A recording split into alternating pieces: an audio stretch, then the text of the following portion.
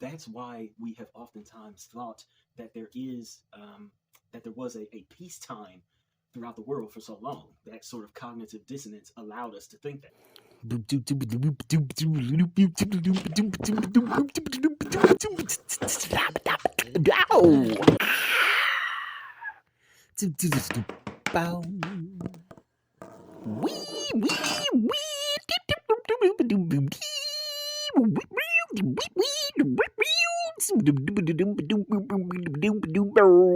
Wow.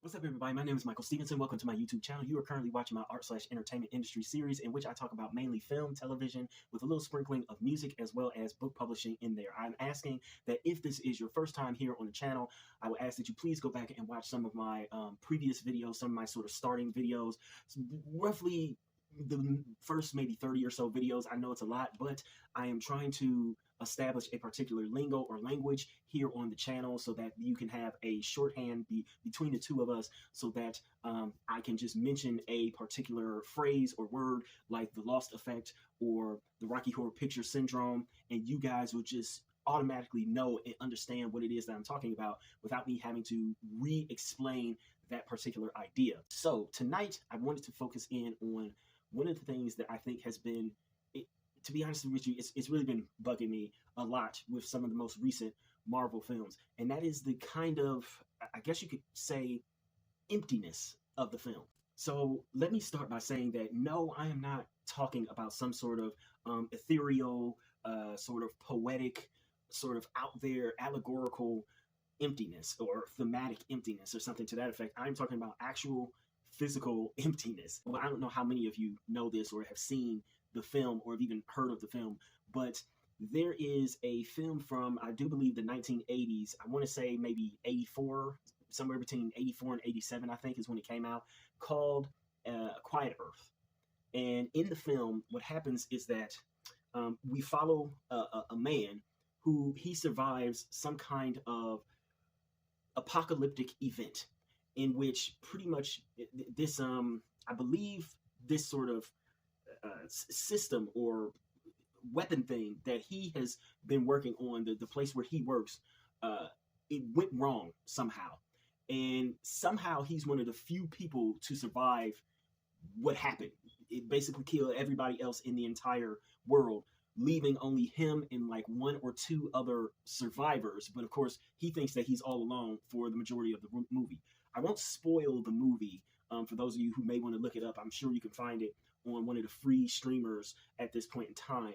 But essentially, one of the interesting things about that movie, and this is sort of a, in some ways, a precursor for a lot of emptier films that we have, although we also had already had I Am Legend, different adaptations of I Am Legend out there. But A Quiet Earth was really sort of a precursor to A Quiet Place, John Krasinski film starring Emily Blunt, and as well as a lot of these sort of apocalyptic films in which you go around and there's not a whole lot of population, so to speak. Well, for me, essentially the newest Marvel films kind of feel in some way, shape, or form like that movie. And I was trying to figure out sort of why, and I've sort of been struggling with it, to be honest with you. So first off, let's be fair and honest about this thing. It's not as if every single one of the past Marvel movies have had a bunch of different people in them. We've had movies that were sort of empty, so to speak, of a wider population. Movies that didn't really feel like they were truly populated in almost any way, shape, or form. One of the problems that, and I know I'm gonna bring in a film that I talk about a lot on this channel, and I know y'all don't like when I talk about it. But as I've said before, and as I said in my Dune 2 will probably suck video, one of the things that I had, one of the biggest problems that I had with Dune Part 1, and one of the reasons why I chose it as the epitome of almost everything wrong with modern cinema, is that it felt, oftentimes, a lot of the sets felt as if they were unlived in. They felt too sterile. They didn't feel sort of homey. They didn't feel like they actually had any kind of a real legitimate population. The only thing that you could really feel, I guess, were the few Atreides people that you would see every so often, and everything else throughout the little cities, and even on Caladan, honestly, it felt very empty most of the time. Well, the latest Marvel films post Endgame kind of feel that way too. Now, don't get me wrong, it's not all of the films, but I think that it's enough of the films to make them feel different. So, one of the things that I have seen be pointed out a lot on or around slash about the Spider-Man No Way Home film, which again, a lot of people absolutely love that film, but because a lot of people love that film, it has opened itself up to, I guess, a little bit more scrutiny now that the film has been out for some years and people can sort of take a step back and start to look for potential flaws within the film to, I guess, just study the whole phenomenon of what Spider-Man No Way Home was and what it became. And one of the things in that is that I saw in a video, and this is very true, is that the Spider-Man No Way Home film did not feel quite as big as maybe it should have felt. It didn't feel as grandiose as it maybe should have felt, especially when you have not only the return of some of the past villainous actors that we've seen in the other Spider-Man iterations, but also the return of two other two Spider-Man, and Tobey and Andrew. One of the things that a lot of people said is that, yeah, they wish that they had gotten more of all three Spider-Man swinging around the city of New York. It just didn't feel as lived in. New York did not feel as lived in. And of course, there's a good excuse, sort of, for that reason. Mainly, it was because it was filmed during lockdown, during the COVID restrictions and things of that nature. So they couldn't film a whole lot of outside stuff. It's not like they actually film a whole lot of stuff in New York to begin with. Marvel has had a long history of filming a lot of stuff on sets in Georgia, and they also have had a long history of filming stuff here in Ohio, in Cleveland. What I want to say, the second Spider-Man, the second Tobey Maguire Spider-Man, filmed a lot of stuff here in Cleveland, as well as the Avengers. They filmed here in Cleveland. That whole final set piece in which they're on the streets of New York, that was filmed literally outside of where my mother worked. And she would oftentimes, during lunch breaks and what have you, she would go to the windows of the building that she worked in and look right down to see them filming on the street. So it's not like they have had a ton of filming in New York. Now, I do believe that Tom Holland's Spider-Man have tried to film quite a bit more in actual New York City, but still, the restrictions were in place, and so it kind of, in some ways, shrunk the universe or the film in and of itself. And I think that's one of the biggest problems with this idea of Marvel films as of late not really seeming populated in some instance. So the population problem, not only does it make the films feel smaller, which in some instances I guess you do kind of want, because they're not Avengers films and you want to save the more grandiose, more omega, more gigantic, more monumentous occasion for that of an Avengers film. But you still want to have a certain level of scale in the individualized films to where it doesn't feel like they are, how do I put this? Essentially, if I would say this, if the Marvel Netflix shows were still running right now today, like they had never been canceled by Netflix, it would almost feel in many ways like the movies were being eclipsed in size by the Netflix shows. The Netflix shows felt lived in. The environments that they were in felt lived in. It felt like people were there, like they were actually populating the world that was around the superheroes. These new movies don't make you really feel like they are movies that take place in a legitimate world in some instance. It almost feels like yes, we all know that Marvel and Disney, to a greater extent, as well as pretty much most of the big time studios, use a lot of green screen. They use a lot of oh dang it, what is it? Y'all know the dang it, what is it called? Final? No, that's not it. They use they'll use these screens in which they are gigantic, basically projector sort of screens, right? They're like gigantic LED screens to show the backgrounds and stuff like that. Um, I forget what it's called right now. It's like full immersion or something like that. I just can't. I dang it! I wish I could remember. I wish I could remember. I had it on the tip of my tongue earlier when I was trying to prepare for this video, and of course, because I said it once, I feel like I over prepared for this video. Anyway, um, they do a lot of CGI stuff, right? So we know that, and we know that there's plenty of stuff that's filmed on a closed off, very meticulously controlled set. But the thing is that the movies are not supposed to feel as if they are on some sort of small set, and yet somehow a lot of them kind of do feel that way. They're starting to feel that way, and I think that it's hurting the films, not just because, again, it doesn't, not just because it makes the film feel smaller, but more importantly, it in some ways takes away the element of connection. So I go with this. And this is going to sound maybe a little racist to some people, and we haven't delved into race yet. I keep saying that it is in the future, and I'm keeping to that. We are going to talk about race and race relations and how they are affecting the entertainment industry well into the future, and those are going to be some fairly long videos, but that's months and months away. But I was going to be doing a video in that series that talks about essentially the white gaze of history. For whatever reason, we have, especially here in the West, we continue to believe this idea that we are, or have been in the up until the most recent 2 or 3 years, we continue to believe this idea that we have been in the longest Pax Romana, so to speak, the longest peacetime that the world has ever seen. That, for most purposes, is almost certainly a view that can be taken, that can really only be taken when you look at the world through a white, westernized lens.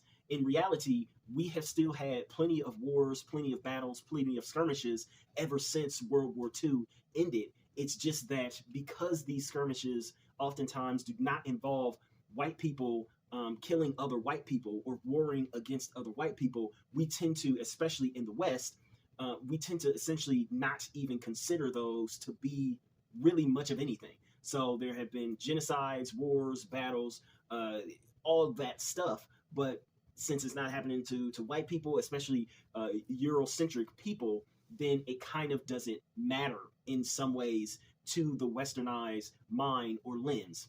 And I say that because what has allowed for many years is that it has essentially allowed for Americans especially, but even people in other European countries, to sort of build up a cognitive dissonance about the wars that are happening overseas or somewhere else, even if we as a nation are actually involved in those wars. And the only time that we feel as if we are actually in war in some instance is when that thing specifically affects us. Like when we have a family member or somebody else that we know who maybe becomes a soldier or goes to a country that is suddenly war torn or something to that effect, then it becomes real, it becomes reality for us again. And we realize, oh, wait a minute, we aren't in peacetime after all.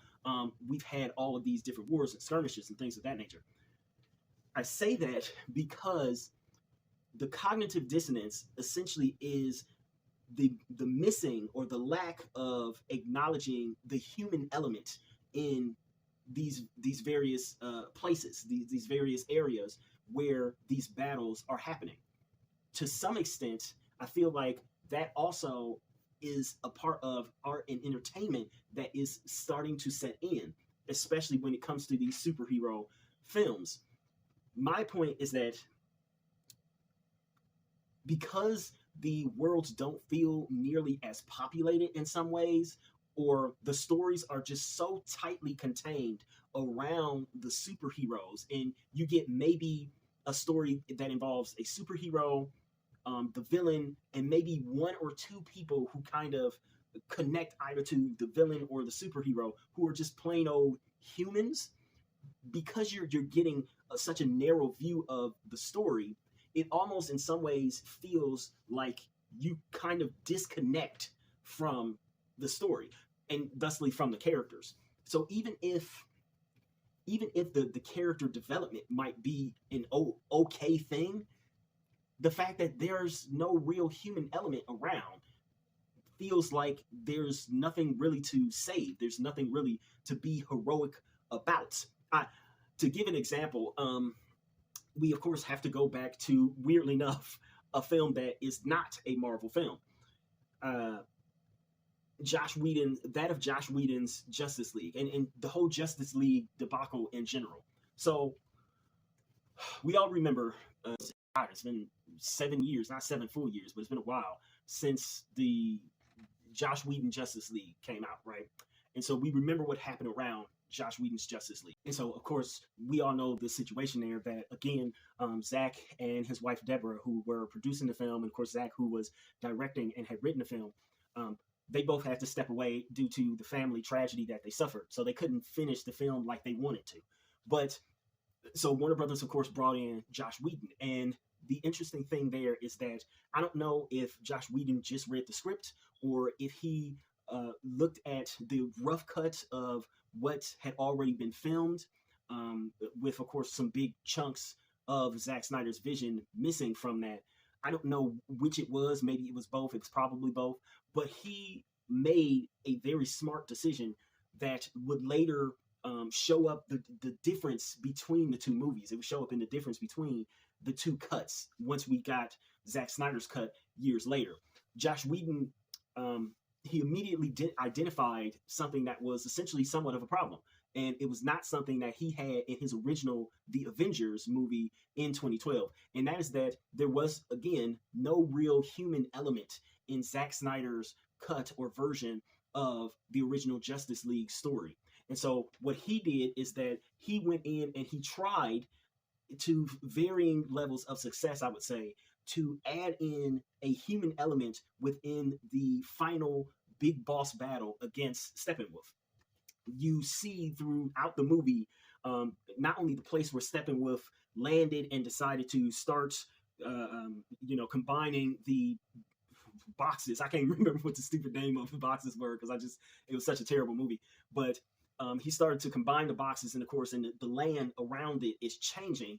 But he adds in that, there's like a town that's very close to that, and we are sort of kind of following this family that lives in that small town. We have no idea how big the town is, but we do know that if they look right out of their window, they can see what's going on with Steppenwolf and what the craziness that he's doing, and they are super scared because things are getting serious, and they don't know how to really, I guess, escape the area.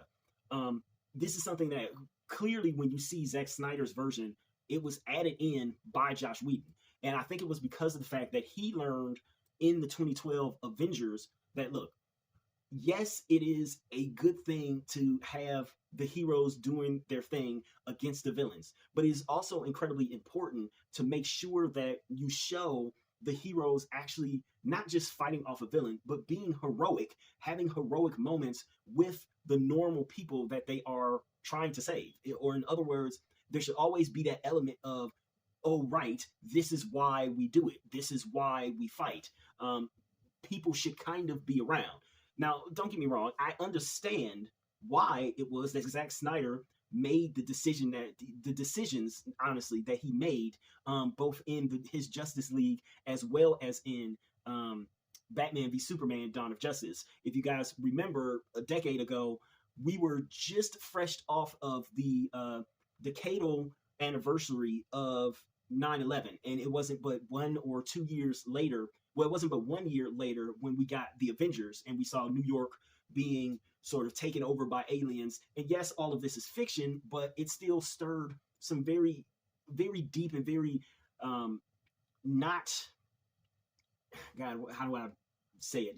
Not very good feelings to see New York sort of being destroyed, its buildings being crashed through and whatnot, with alien technology. And then, of course, the very next year in 2013, Man of Steel came out, and the destruction there was so much that some people started to call it destruction corn, I think it is, replace the C with a P, and saying that essentially it felt like there was no heroism there, or heroism is how you pronounce that. I think I pronounced it heroism earlier. It felt like there was no heroism. Of course, there was some, but there wasn't as much as they might have wanted it to be. So the scale back, Zack Snyder tried to do a scale back by basically, in some ways, almost eliminating it completely. He went from one extreme of destroying an entire city where clearly there are thousands, maybe even millions of people dying in that you sort of have to, as a viewer, cognitively come to grips with how much destruction there is that's going on. He went from that to Batman v Superman, in which the big fight, the big end climax, is fought amongst these two supers, and it's fought in an abandoned like dock warehouse district thing. And of course, the news reporters make it. they make a big deal of it. They make it a point to mention that, oh yeah, just so you know, that area of the city is completely empty. Everybody's going home for the night. They weren't working, etc., etc., just to make sure that everybody is like, yeah, there's no people around. There's no human element. So he isn't actually saving anyone. And then, of course, he followed that up in his version of Justice League by, again, having Steppenwolf outside of the Amazons, which that was a great scene. The Amazons being sort of overcome by Steppenwolf. But outside of them, he sort of, once again, stripped away the human element to where Steppenwolf just kind of comes and sets up shop in the middle of nowhere, to be honest with you. It's just like, it's so far removed from almost anything to where, do they really have to stop and save people? No, not really. Their end fight is not complicated by almost anything. It's just everything around you are bad guys. Beat the bad guys up. Use your fists, not your words. And so it kind of just played, and it's like, oh, yeah, that happened, then that happened, and then that happened. Now, again, don't get me wrong. Zack Snyder's cut does have quite a few things that are going for it. It fleshes out the story of a lot of characters, and of course, it's pretty much twice as long as Joss Whedon's cut. But that human element is what was missing to make the final battle, weirdly enough, more connective and even more intense than what it was. And I feel like that is exactly what's happening in a lot of these newer MCU films. The most egregious one by far has to be that of, God, why do I want to keep calling this movie The Elementals? I think it's because I like that movie. I like the Disney movie Elemental. But The Eternals. The Eternals is so, like I said, it's just so egregious and so offensive in some ways. The amount of disconnect with the human population. The very fight that they have is one of global destruction. And yet, for some reason, it doesn't really feel almost like anything. Like it definitely doesn't feel like there's this cataclysmic event that they are preparing for. It just really feels so contained as their own little story, their own little struggle within this hero group. So much so to that the final battle, in which a literal, what is it, celestial, I think they're called, a literal celestial is being birthed out of the center of Earth, literally about to tear this entire planet apart. And they are not really being heroes almost at all. I mean, don't get me wrong. Yes, they are trying to defeat the villain who was previously one of their friends, one of the people that they worked with. But like it would feel in some ways like, aren't there massive earthquakes going on around the world right now? Tsunamis. Maybe there should be some sort of, I don't know, an island or at the very least a beach town somewhere that can see what the heck is going on. They see the head of this celestial being rising up out of the water or rising up out of the earth. and they're freaked out. The earth is splitting open in some areas.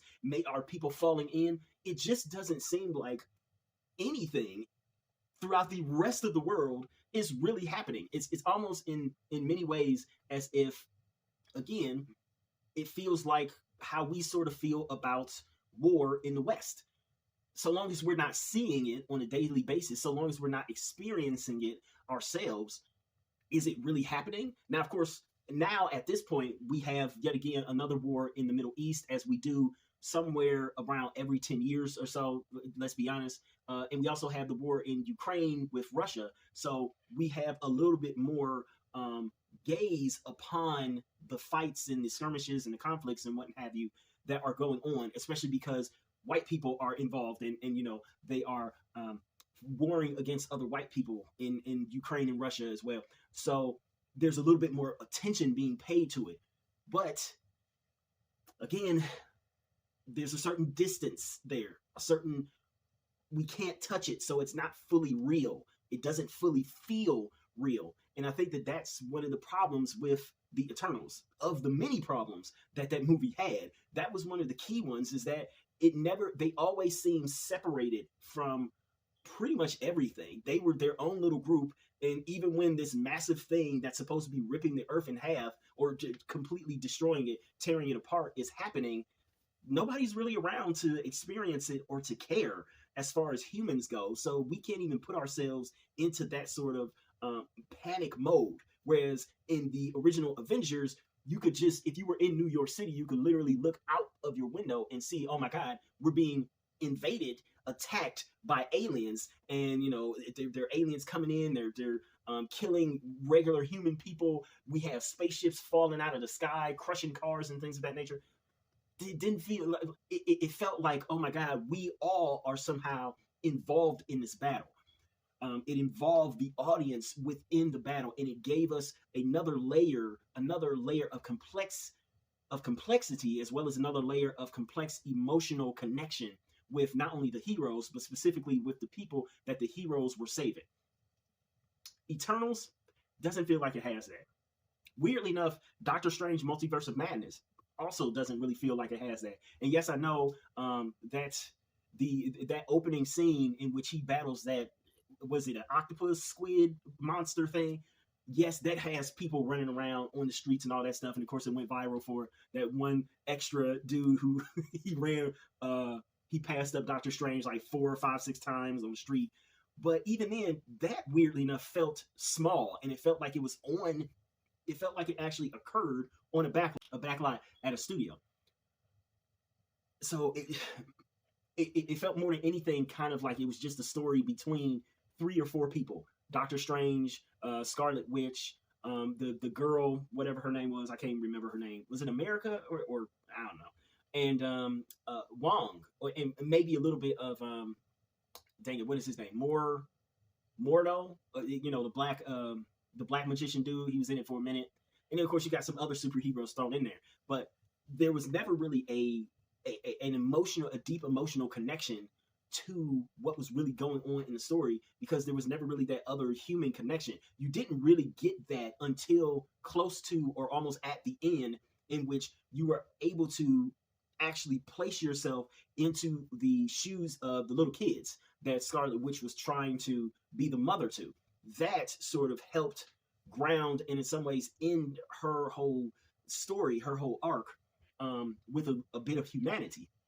But besides that, not really there. Spider-Man No Way Home was just felt too small, especially for as big of a movie as it was. It just felt far too small. It felt, well, as I said, I've talked a lot about Spider-Man in my Spider-Man video, so you can go check that out to see what my thoughts on that were. But again, even after the opening sequence of everybody knows that he's Spider-Man, and the sequence in the high school, suddenly the scope of the movie just shrank. It just almost collapsed in on itself like a dying star or a black hole. It was just, it went from, yay, we are a full-on universe, to we're just a small group of people. Shang-Chi actually fixed this problem. Thankfully, they felt more connected to humans, even though, fair enough, they sort of also had this weird separation of the the ultimate village that Shang-Chi's mother was from is separated completely from the outside world. So, yes, you definitely feel stuff for the villagers and all that stuff, but there's still a disconnect between the regular world and this outside, or excuse me, the regular world and this secretive society of people who are just super strong and they practice the martial arts and everything as they try to guard this dragon. So it tried to bridge that gap a little bit. Black Widow, though, even, yes, they had a whole bunch of women who were also Black Widows and part of the Black Widow program, but that still somehow felt small. It didn't feel connected to almost anything as far as humanity went. And yes, they were saving the Black Widows at the end, which was great, but then it just, I don't know, the humanity fizzled. It never quite got to the levels of which things actually connect, and it feels like it was a lived-in world. Love and Thunder, Thor Love and Thunder, it tried to do it with the kids, but I don't know, the kids thing, weirdly enough, kind of felt icky. I don't know why. Maybe it's just because it was kids, but yeah, it just kind of felt icky. The only one that was, in my opinion, successful at truly doing this was Guardians of the Galaxy Volume 3. Now, Ant-Man and Wasp, they tried diligently to do this as well, to make sure that the world was connected, that it felt like this massive world, that it had a lot of scope to it. But they, weirdly enough, did that only to then sacrifice the character of Ant-Man / Scott Lang. So while the scope of the world around him, the world building was pretty good, while that was big, he ironically felt small as a character. And to be honest with you, both of the named characters in Ant-Man and the Wasp, that of Ant-Man, and both of them felt incredibly small in this massive world. So it wasn't like their superhero-dom or superhero-ness made them stand out, which is something different from even the earlier iterations of Ant-Man, but also different from Iron Man, Thor, and the Captain America series pre-Endgame. So essentially, the lack of a population within a lot of these films is kind of leaving the films feeling smaller and empty, which in and of itself kind of feels like it cuts out, or at least severely lowers and limits the stakes of the story. Like, yes, in every superhero film, one of the high stakes is that it's always a risk that the superhero themselves might die. But there should be more than just that to latch onto. And it just doesn't seem like there is these days in a lot of the Marvel films. And it doesn't even feel in some ways like this is a concern, so to speak. At least in Infinity War, you had, well, first off, not only did you, one of the key battles in Infinity War was in Wakanda. So you have an entire nation of people, or at the very least, a very large city in Wakanda that you have to worry about, where all these people are. But on top of that, the whole reason as to why Tony takes the battle to, was it Titan? The whole reason why he takes the battle to Thanos' home planet is because he wants to make sure that he keeps the battle away from the people. He is concerned about, once again, the people. So he's doing what he thinks is the most heroic thing by keeping it away from the people, which it doesn't even feel as if there is that kind or level of concern. And I think that even more importantly to mention, one of the reasons as to why Infinity War is a great film is because it has that rewatchability, to where the second time you watch it, it actually becomes an even better watch, because the stakes are so high. You know that, yes, even though you may not see Thanos actually battling people all the time, number one, the film opens with a lot of just straight up dead Asgardians, but then more importantly, you now know all the way through the film, you now know exactly what the stakes are. And even if every scene and every battle it's not populated with a ton of quote unquote cannon fodder or other people, you realize and understand that, yeah, it might not be populated with other people, but oh, he's definitely a threat to everybody. He's a threat to everybody. And the fact that he wins is just like, oh, it blows the mind, of course, right? So, yeah, I very much so feel like the Marvel films have shrunken, it seems, in scope. They're just not as dialed into allowing the consumer to actually connect with something outside of the superhero. So there is no, yes, you can connect with the superhero, but it's always best to have a completely human connector there as well. And I just don't feel like they have that anymore in almost any way, shape, or form in a lot of these movies. And if they do have it, they don't do it nearly as well as they used to. So I think we're going to end the video here. What do you guys think? Like, have you noticed that in some of the more recent films? Again, they've tried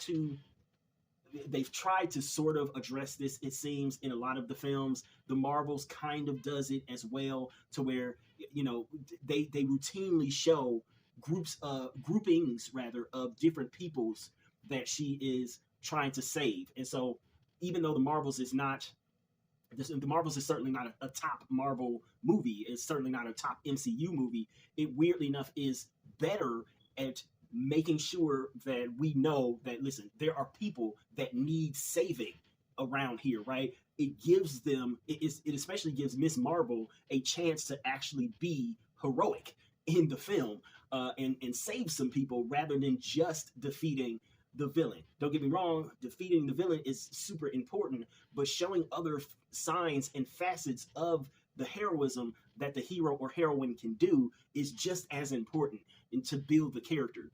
Show us that this person cares about people. And I just don't feel like those films are doing it. So, yeah, let me know what you guys think in the comments below. And I don't have everybody. So while I don't have an official sign off yet, I guess I should do the whole please like, comment, share, and if you so desire and you want to see more, subscribe. But more importantly, I will ask that you please go and purchase one of my books. They are mostly ebooks, and pretty much they are all under $10. See if any of my work is actually any good, if it lives up to any of the things that I'm talking about here on my channel, specifically with the entertainment industry videos. So please go purchase my books. All of my links are down below. Thank you.